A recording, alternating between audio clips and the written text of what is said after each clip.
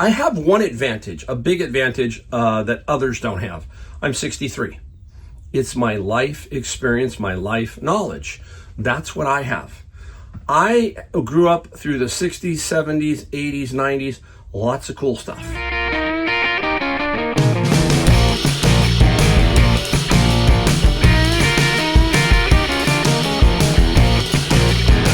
Welcome, Mike Golden State Picker. Super thanks for joining me today. Got a great video as usual for you. We're going to talk about reselling, just a couple of things that we found, but two items that I was going to show you that I found sold instantly. So we're going to push those to what we sold. I like that. You find something and in day one it sells. That's super, super nice. Thanks for joining me again. I'm Mike. I'm out of San Jose, California, and been reselling for 7 full years on Amazon and eBay. I also have a home back in North Carolina. I'm heading there in a couple of days. My wife's already there. It's snowing. It does not snow that often on the east side of North Carolina. That's close to the ocean. And they got over a foot, and my grandkids and everyone are having a blast out in the backyard. I missed it. I would have loved to be there to see the snow dropping like it has, but I had to do some stuff here. So I'm heading back there, and I will see my grandkids for about almost 4 weeks on this trip. So that's what reselling has afforded me. It has afforded me a lifestyle. It has changed my retirement. I basically am now a full-time business person. Been selling, like I said, for 7 years, and it's full-time. But guess what? It's full-time at what pace I want it to be. That means if I go back to my house in North Carolina and I go for a month, I can still sell stuff because I leave it up for sale while I'm away, all that kind of stuff. But this affords me all of what I want to do. I'm not tied down to a desk job. I'm not tied down to a corporation. If I want to go back east or I want to go somewhere, then I go somewhere. So that is probably the number one reason to be your own boss as a reseller is pure freedom for what you want to do. All right. So, hey, that brings me to another topic in this. I got a couple of them real quick before we get into what we found and what we sold. Played golf the other day, and I like playing with my buddies, and they kind of all know what I do. But sometimes some people, they don't, and they have this inquisitive mind, right? And they say, hey, what's going on? What are you doing? I hear you sell on eBay, etc. And I said, yeah. And the biggest thing I get from them is when they say, well, how do you find this stuff? And I basically, I have one advantage, a big advantage that others don't have. I'm 63. It's my life experience, my life knowledge. That's what I have. I grew up through the 60s, 70s, 80s, 90s, lots of cool stuff, a lot of cool stuff. And as I was growing up, we are building a knowledge up here. This is our AI computer. It's right here. And that's what I tell them. I say, look, I said, anybody can do this. You have to develop it a little bit, but basically you're using your life knowledge to tell you what's cool. I said, look, if you find an amplifier and the thing looks super cool and retro, it's probably worth something. Now, is it the right price so that you can flip it? That's the next question. So you just let your eyes and your knowledge basically tell you that. And that's what I was trying to explain to them. And they were having a pretty hard time understanding that. I said, look, all I can tell you is you got to get out and you got to go. You got to go to a garage sale. You got to go to a thrift store, and you got to go to a flea market. And then you got to let your eyes and mind tell you, okay, it's like it's scanning the field, right? We talk about that. That's all it's doing. And your eyes are pinpointing something. That's exactly what's happening. So you just got to develop that further. That brings me to the learning process, because some of you are going, well, I'm 25. I'm not 63. I get it. I completely get it. So then you have to still use your eyes to say that looks cool. And you then have to just continue to learn as you're doing this. It might take you a little longer. You might miss some things. I'm going to miss maybe some of the newer things, but some of the newer things are still cool looking, and I'll figure that out also. So that's what I'm getting at here. It is not that difficult. Everybody says, wow, it seems so hard. No, you got to learn to trust yourself. You have to learn that you got to trust what you have up here, and it will definitely work for you. Okay. Now, I got another thing. You know how I am here in my book, my library of motivational type books. And I pulled one today. And this is a good book, 177 Mental Toughness Secrets of World Class by Steve Seibold. It is a great book. Now, I wanted to read a couple of short paragraphs to you because it's very, very pertinent to the way we think. They weren't thinking so much as negative. They were thinking, I can't do this, and that kind of thing. And I want to give you something to think about because this is kind of crazy. And he has this one little page called Champions Thrive on World-Class Self-Talk. Let's read just this real brief. Dr. Shad Helmstetter, in his magnificent book, What to Say When You Talk to Yourself. I got to find that one. That sounds like a really good book. He writes that up to 77% of the average person's self-talk is negative. 3/4. Think about that. 3/4 of our self-talk is negative. So if you're wondering why maybe you're struggling, maybe that's part of it, right? Is that self-talk is negative. We have to tell ourselves that we can do this, right? So my friends, I'm trying to tell them, go out and do it. You don't know. Don't talk to yourself negatively like you can't do it or, wow, I don't know if I can do that. No, just go out and try, okay? Now it comes up with another one. Champions feed their vision and starve their fear. Now you hear me talk about vision, right, all the time. So let me read you this paragraph. The great ones fuel their obsession by only thinking positive thoughts about their vision, okay? And these thoughts create psychological, physiological, and spiritual energy. At this stage, they are no longer willing to entertain thoughts of fear and will shelter themselves from anything or anyone who approaches them speaking the language of scarcity. In essence, the great ones feed their vision and starve their fear. There you go, right? You want to be a reseller? You want to get out there and do what full-time people are doing? Then you have to have that vision. You have to feed it and starve fear and all that other stuff and just basically go for it and focus on the vision. Don't focus on so much those quick hitters. Let those come to you, but remember the big picture. You hear all of that stuff, right? And I call it my vision or my process, and that's what I'm trying to do. So there you go. So there's a couple of things to maybe think about. That's how we do it here. We do it a little different. We don't sit around and it's nothing wrong with going out in the garage and out garage selling and showing all that kind of stuff. But I want you to feel what it takes to be a reseller, what it takes to be a business person and be strong. So there you go. All right, let's get into what we found. Like I said, 2 of these items got pushed over into what we found. I'm going to talk about those in a second. And here are the 3 items I got at Saver. I got all of these except for, oh wait, you know what? I do have one more. Oh, I got it. I'm sorry, I'm back. I'm back. Woo! I'm going to start off with it first. This was the only one I got at an estate sale. Look for this brand. This is the Olympus OM1 35 millimeter camera. Excellent, pristine condition. Very, very cool with the case and the hippie strap. We call that a hippie strap. And I paid $20 for this. This is getting about $170. How do you test it? You don't. You can only test it if you have the battery for the meter, and you can only test it if it advances and the shutter works. That's it. So that's the only way you can test it. You cannot lightly test it. That means you have to develop a roll of film, so forth and so on, and that's not going to happen, okay? Let me put that right back there. I knew there was an extra item. All right, these next 3 items and the other 2 came from Savers. Super deal. Look at this one. I did a little short video, so some of you might have seen these, but I'll explain a little more. Here is Wood Good Company right here. See it? It is a mallet, and you need to do 2 things here. Measure the length and the weight. This is 22 ounces. This is for a carver, a wood carver. Bam, bam, they hit the chisel. Boom, boom, okay?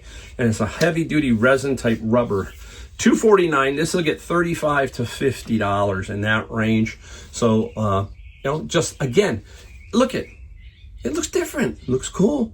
$249. That's even better. $50. That could be very, very good. Okay, in a bag on the wall, I think there's about $5. 2 of them. I didn't know Ring made these, that they're panic button, okay? Can you hear the birds chirping? I'm gonna let it go. Sounds pretty cool. It's like a very nice day outside and they're chirping, and you know what? I'm not gonna shut the door. I'm gonna let it go. Hey, there you go. Ring panic button, 2 of them. They sell for about $25 to $29. And being that there were 2 in a pack, that helped me. They're brand spanking new, so I really like that. And the next one that I want to talk about is this little guy. And you can see me using that saran wrap I talk about. Down below in the video description is jar link, and it is probably one of the best things that a reseller should have, is that jar link.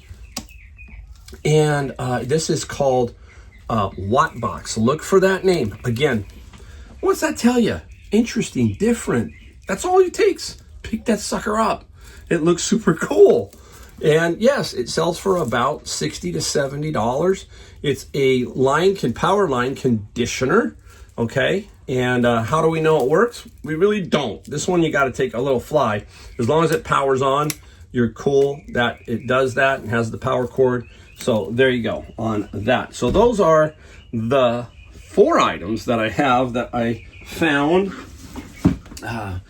while out on Saturday. Not many garage sales. A little chilly here still in California too. So, all right, let's get into what we sold. We have $827 of stuff that we sold. And this is about a day and a half worth. So I average about $440 a day across a full year on eBay. That's what I average in gross sales. Everybody, I like those people who say, oh, you don't tell us your net. Well, basically, you figure it out, okay? I don't pay a whole lot for this stuff and everything else. I make a nice living doing what I'm doing. All right, here we go. Nice, clean book set of Dune, okay? Obviously, out of my bin of books, okay? This plays a factor. And first edition plays a factor. This is like about the 12th printing, nothing spectacular, but they do sell if they're in good condition. 23 plus 8 on the shipping side, so super fine there. Now, as you've heard me talk about, if you watch my videos, I am basically weaning myself off of Amazon FBA in most areas and doing some testing. And this book was interesting. I got one of these books about a week ago, put it up on eBay, and it sold quickly. I'm like, okay, it wasn't for much. You're going to see how much here in a second. Here's the book, Practicing the Way, John Mark Comer. Now, what I'm looking for sometimes in these books is I use an app called Scout IQ, and it tells me how fast this book sells on Amazon. This sells really quick. If I was to put this in Amazon, it would sell just like that, probably within a day. If that's okay, with my repricers, everything going on. So I put it up on eBay to see what would happen there, because Amazon across the board for a year, if you take a full year snapshot of Amazon, they're going to take 60% fees. That means if you sell a book for 100, you're going to get 40. They're going to get 60. Yes, very crazy, right? When we use our app like Scout IQ, it only tells us what we're going to get for that book. It doesn't tell us your fees, your storage fees, your returns, all of that stuff. And I averaged the year prior 1 return book a day. Okay, that's what I averaged. So 360, I think 2 books it was. And that's a lot of returns. Think about that. On eBay, probably 1 or maybe 2, maybe 0. Can't even remember the last book that I had returned because the book was a problem. Okay, get me straight there. And this one got 14 plus free shipping. This ends up being about the same amount of money on eBay as on Amazon. That's basically what I'm saying. And I control it. So I will take some of these books like this, because this one now sold twice quickly. Yeah, I found this one like a week later. Super fine. Now, all right. Here it is, King Arthur Baking Company, right? How many of you remember the King Biscuit Flour Hour? Was that the same company? Let me know in the comments down below if that's correct. And this is King Arthur, and it's the all-purpose baker's companion. So I put it up on eBay, and we got 22 plus free for shipping. All right, pretty cool. We're gonna go through the books first. I'm looking, and then we're gonna go through some pretty cool stuff, so stick around. This one, The Story of Color and Textiles, another one, and 25 plus free on the shipping side there, 25. Now this one was cool. Now you wouldn't think, look at it, sealed brand new. Now I could put this up on Amazon, but I get a little itchy again because once it's opened, it's no longer new, right? So again, I put this up on eBay, and it Rains Fishes, Legends, Traditions, and the Joys of Thai Cooking. Brand new. And guess what? We got $75 plus 8. So I don't know how much is here, but this is at least 150-ish maybe, or this paid for a bin. I'll tell you, I'll call it the whole thing. It definitely paid for a whole bin, okay? The books right here. And the rest of those books are pure profit. That's how we think. Okay, let's get into, let's go ahead and just get into the 2 items from Savers that I found that sold right away. This was the first one. Put it up last night. That's what you hear me talk about, right? Another thing is no death pile, right? Put that stuff up. Boom. This went up last night, sold overnight. It's a sleep tracking mat, and we got $60 plus free for the shipping on this one. So again, that's why you put this stuff up. You never know. A month from now, that may tank in price for some reason. So the longer you have that death pile, potentially the product you have could lose some of its value. That is a downfall of a storage shed, and just putting stuff in the storage shed and say, I'm gonna squirrel it away for winter, okay? You might pull it out and some of that stuff, especially with books. Books are very, I don't want to say volatile, but they move quickly up and down a lot of times, so keep that in mind. Here's the other item. Oh, it's heavy too. It's not light. It's not light. It looks, this is a QSC, and this is a rack system amplifier. Very, very cool. Power's on. It does work. I can't completely test it because I just don't have the setup here to do it. So it's a tough one that you have to take a fly on it, okay? Now, this was $10.99. Yes. Usually this stuff is $19 or $22, something like that. Have no idea. It came out on a cart, and it was like the watt box. That was $7.99. So every time you go to Savers, somebody's pricing something different. Somebody's got it way too high. Somebody's got it way too low. And anyhow, this QSC, $250. $250 plus $35 shipping. So right here, $310 in one day, gross sales. I had $20. Let's knock it down. $50, let's take away fees. There's a $300 in your pocket, just like that. That was easy to figure out. That was easy to figure out. Didn't take rocket science. All I had to do was look at them. I said, they look cool, okay? Some people won't pick up that QSC amplifier. Why? I don't know how to ship it. Well, you know what? Pick it up and you'll learn how to ship it because it's $250. That's why. You'll learn. I guarantee you, if you sell something cool, I'm going to show you the last item, and a lot of people won't pick up because they go, I can't ship that either. I'll show you in a second. All right, let me get over here. Okay. Bin of books. Yes, I find all kinds of crazy stuff in my bin of books. Let me turn it around, might help. It's a Rainbird, okay? Siphon valve. Now, not a whole lot of money, but guess what? I'm going to take the money. This is being shipped interstate, so it's going in California. I only got $20 plus free shipping. Oh, I cannot tell you the number of people who gave me $15 offers for this. Really? You know, come on. Just sit tight. If you see that they sell all around $20, because that's all I did, that was really simple. Brand new, how much does it sell? What can I get? That's it, period. That's where I put the price. That's how simple it is. It's $20. Do you want it or not? And you're going to sell it. It's probably going to cost me $7 or $8 to ship. Okay. Fees, I'm going to make $8 maybe at the end of the day. Still $8. Okay. Helps pay for my bins is what I'm doing. Again, now this is a knowledge-based one. I will give you that here. It sits on the shelf at Goodwill. Pal was with me that day, and it's sitting like this, and you can barely see the name. This is how it was sitting. It was sitting like this, okay? Well, it looks good. It's in a case. Pick it up. K-R-E-G, Craig. What is it? I will quickly open it up and show you. So you will know. Now you open it up, and you go, oh, that's kind of interesting. It's cool. It's a jig, okay, for woodworkers, for making what they call pocket holes. I was around with my woodworking days, because if you've been around, I owned a furniture store for 30 years, and I built furniture for many, many years. And I went to woodworking conventions, and I was there when Craig first started coming out. And this was $10 at Goodwill. And the Craig jig got 45 plus 10. Sold within 3 or 4 days. I got it now. That's how quick it sold. Now, I do make mistakes. Yep, I do.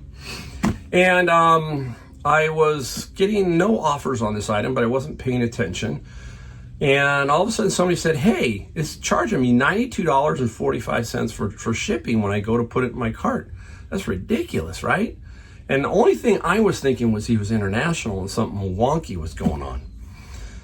So I came home. I said, let me get home and let me look at I always like to look at my desktop. I just don't like my phone when it comes to eBay. And I'm looking at it and I'm going, okay, I had $92.45 because that's what I had for the price, I think, of this too. And it was in the shipping spot. It took somebody to tell me, hey, idiot, your price on the shipping is messed up. He said he wanted it, so I changed the shipping to $17.95 for this item, and it sold. And there it is. Again, Celestron. Tell me if you know. Yeah, right off in your head, a lot of you are going, I know what that is. It's a telescope. Yes. And this is a case of lenses. Yeah, nice little case of lenses and some filters. Probably came with a telescope, I guess. I don't know. It has the case and everything. And as soon as the shipping price got corrected, it sold $93 plus $18 for shipping. Made a mistake. It happens, but it got caught and we made money. And I think I paid no more than like $12 for this. So that was cool. All right. Now, a little bit of knowledge, a little bit of knowledge. We talked about that, a little bit of learning. As a young reseller, I was always looking for certain things, and I got into a lot of sewing machines. I've sold a lot of sewing machines, and this one popped on a cart at Savers. Juki, J-U-K-I, and some of you ladies are going, and some of you men are going, oh yeah, Juki is a good brand. Husqvarna is a good brand, so there's some nice brands out there. And this is what they call a serger. Okay, now, don't be afraid to ship it, because that's where I'm going next. I'm going to talk about what I sold it for first. I sold it for $200 plus $40. Now, if you watched the video where I talked about it prior, I was missing something. The pedal. Here it is. I ordered it off of Amazon for $18. So I paid $20 plus $18, so about $40, okay? Needed the pedal to test it, make sure it worked. I showed that by using what feature on eBay? The video feature. Always, if you can, on moving parts, something like that, use the video feature. Now, I wrap this up with that's Jar-Link saran wrap stuff just to keep it together until I get ready to ship it. Now, you gotta be very careful of these spindle things here. This pops off. You can see that piece pops off. This part here unscrews. So I'm going to do that when I'm trying to put this back. It's gonna be impossible. There, just temporary, because I don't want this whole cage area to be broken. So it is not as big as you think. It's not as tough as you think to ship. I got 40. I will be fine, okay, to ship it. That's what you can't be afraid. We have to have knowledge and we have to have the ability to learn. That means we're gonna learn to find stuff, but we're also gonna learn how to ship stuff. And if you want to grow your eBay business, you better learn how to ship everything from small to medium to large and not be afraid of it. And if you do that, I will guarantee you that your business will begin to grow, okay? And if you learn other platforms, if you learn Macari a little bit, if you learn eBay and Facebook Marketplace, there you go. You're going to expand your business. So there you go. That's today's video. Whew. Super thanks. We always try to give you something a little different here. Thank you for watching. If you like the content and you like my videos, hit that subscribe, that like, and that bell notification. And if you have been around for a long time, I sincerely say thank you for sticking around and watching my videos. I appreciate that also, okay? All right, so guess what? We'll have to see you in the next video, so thanks again.